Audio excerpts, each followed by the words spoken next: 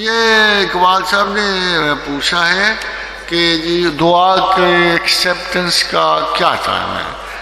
اصل میں بات یہ ہے جی کہ دعا کی ایکسیپٹنس کا باہر نہیں ہوتا، آپ کے اندر ہوتا.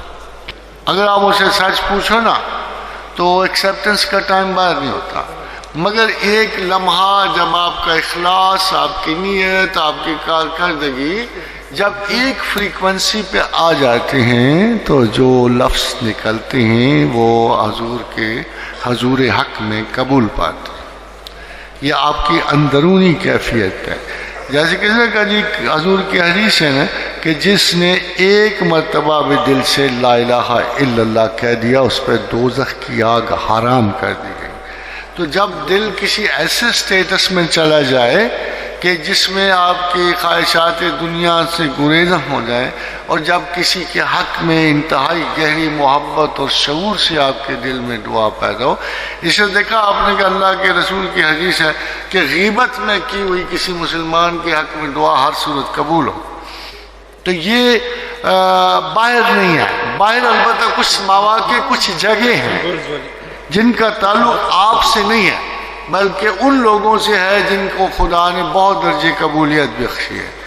جیسے اللہ نے فرمایا کہ یہ مسجد حرام جو ہے، یہ جگہ جو ہے فیہ آیات بینات، اس میں میری نشانیاں ہیں. ہاں اگر آپ کعبہ پہنچ جاؤ اور اگر آپ اس زمین میں کئی آیات پاؤ گے ایسی جو آپ کو زمان و مکان کی دسترس سے بچا کر صحبت خدا و رسول میں لے جائیں گے، تو ہو سکتا ہے کہ آپ کا لمحہ محبت و انکسار اس عظمت کو پہنچے کہ زبان سے نکلتے ہی بتر سزا ہے مظلومہ کہ ہنگام دعا کردن عجابت از در حق بہر استقبال میں آئے. تو بعض اوقات اللہ انتظار کر رہا ہوتا ہے کہ اس کی زبان سے لفظ نکلے اور میں قبول. اور یہ جو آپ کہتے ہیں ولایت کا کیا فرق ہوتا ہے؟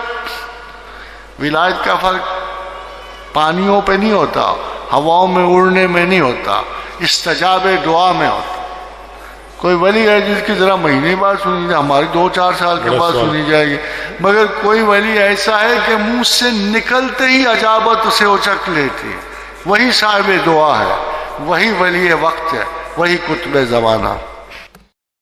آف دا ریکارڈ چینل کو بنانے کا مقصد بھی یہی تھا کہ استاد محترم پروفیسر احمد رفیق اختر کے لیکچرز کو ود ریفرنسز آپ تک پہنچایا جائے تاکہ آپ کو سمجھنے میں آسانی ہو.